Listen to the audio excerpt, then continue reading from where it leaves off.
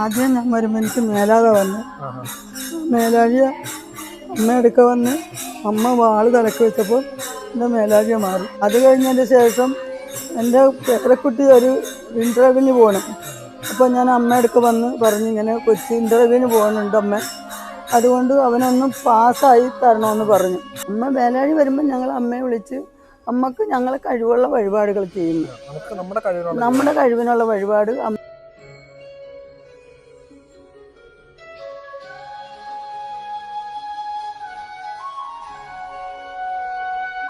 അപ്പോൾ നമ്മൾ ക്ഷേത്രത്തിൽ വന്നു കഴിഞ്ഞപ്പോൾ ഇതുപോലെ തന്നെ ഒരുപാട് ഭക്തർ വരുന്നുണ്ട്, ഞാൻ പറഞ്ഞല്ലോ. അപ്പോൾ ഇവിടെ സ്ഥിരമായിട്ട് വരികയും അമ്മയെടുത്ത് പ്രാർത്ഥിക്കുകയൊക്കെ ചെയ്യുന്ന മറ്റൊരു അമ്മയാണ്. അമ്മയുടെ പേരെന്താ? രത്നമ്മ അമ്മയാണ്.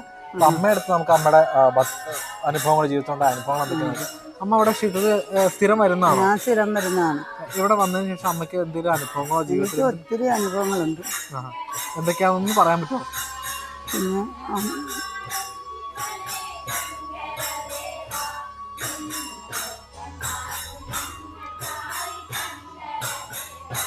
വിഷമിക്കണ്ട, പയ്യെ പറഞ്ഞാൽ മതി.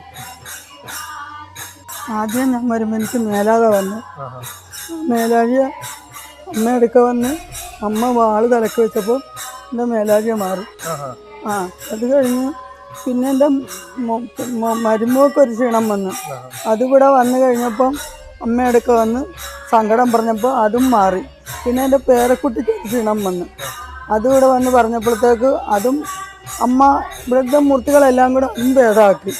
അത് കഴിഞ്ഞതിൻ്റെ ശേഷം എൻ്റെ പേരക്കുട്ടി ഒരു ഇൻ്റർവ്യൂവിന് പോകണം. അപ്പോൾ ഞാൻ അമ്മയെടുക്ക് വന്ന് പറഞ്ഞ് ഇങ്ങനെ കൊച്ചി ഇൻ്റർവ്യൂവിന് പോകുന്നുണ്ട് അമ്മ, അതുകൊണ്ട് അവനൊന്ന് പാസ്സായി തരണമെന്ന് പറഞ്ഞു.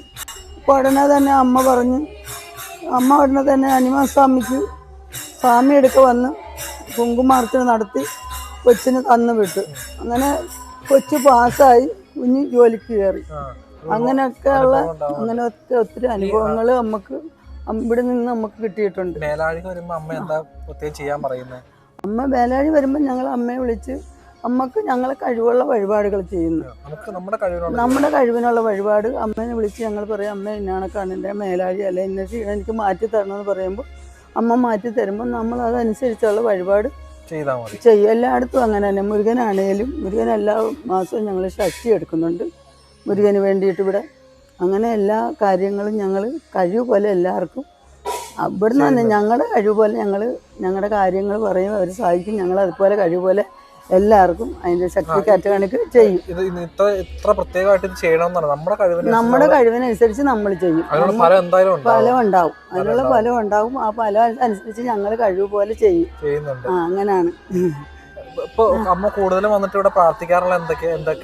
ഞങ്ങളെല്ലാം ഇതുപോലെ തന്നെ ഞങ്ങൾ ഭജന ഗ്രൂപ്പുണ്ട്. ഞങ്ങൾ രാവിലെ ഇവിടെ വന്നു കഴിഞ്ഞ് എല്ലാവരും ചുറ്റി തൊഴുത് വെച്ചും ഞങ്ങൾ ഇതുപോലെ ഇരുന്ന് എല്ലാവരും കൂടെ ഭജന ചൊല്ലി ഉച്ചക്ക് ഭക്ഷണവും കഴിച്ച് പിന്നെ ഉച്ച കഴിഞ്ഞ് ഞങ്ങൾ സമർപ്പിച്ച് വീട്ടിലോട്ട് പോകുന്നു.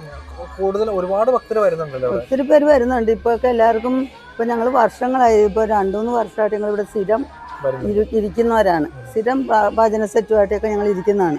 ഇപ്പം ഞങ്ങൾ ഇടക്കൊക്കെ ആളുകൾ ഓരോ തൊഴിലിനൊക്കെ പോണതുകൊണ്ടാണ് ഇപ്പം ആള് കുറവ്. അല്ലാതെ ഇഷ്ടം പോലെ ആളുണ്ടാകുന്നതാണ്. എല്ലാവർക്കും ഫലം കിട്ടുന്നുണ്ട്. എല്ലാവർക്കും അതിൻ്റെ അമ്മ ഇവിടെ ഇരിക്കുന്ന മുരുകനും ഭഗവാന്മാരെല്ലാവരും അതിൻ്റെ അനുഭവം കൊടുക്കുന്നുണ്ട്. ആ അനുഭവത്തിൽ നിന്ന് ഞങ്ങളെല്ലാവരും വരികയും സഹകരിക്കുകയും ചെയ്യുന്നുണ്ട്.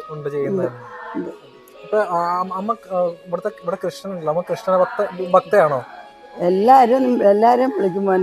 എല്ലാവരും വിളിച്ച് കൃഷ്ണ ഭഗവാനെയും വിളിക്കും, അമ്മേനെയും വിളിക്കും, വിഷ്ണേശ്വരനെയും വിളിക്കും, സർപ്പത്തന്മാർ എല്ലാവരെയും വിളിക്കും. ഞങ്ങളുടെ ആര്യക്കര അമ്മയുണ്ട്, അമ്മേനെയും വിളിക്കും. ഞങ്ങൾക്ക് വീരഭദ്രസ്വാമിയുണ്ട്.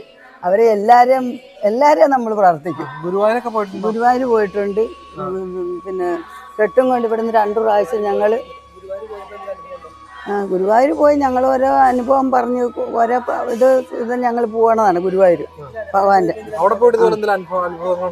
അനുഭവം എന്ന് പറഞ്ഞാൽ ഇത്തവണ ഞങ്ങൾ ഇപ്പോൾ ഭഗവാനെ കാണണമെന്ന് പറഞ്ഞിട്ട് ഞങ്ങൾക്ക് പോകാൻ പറ്റിയില്ല.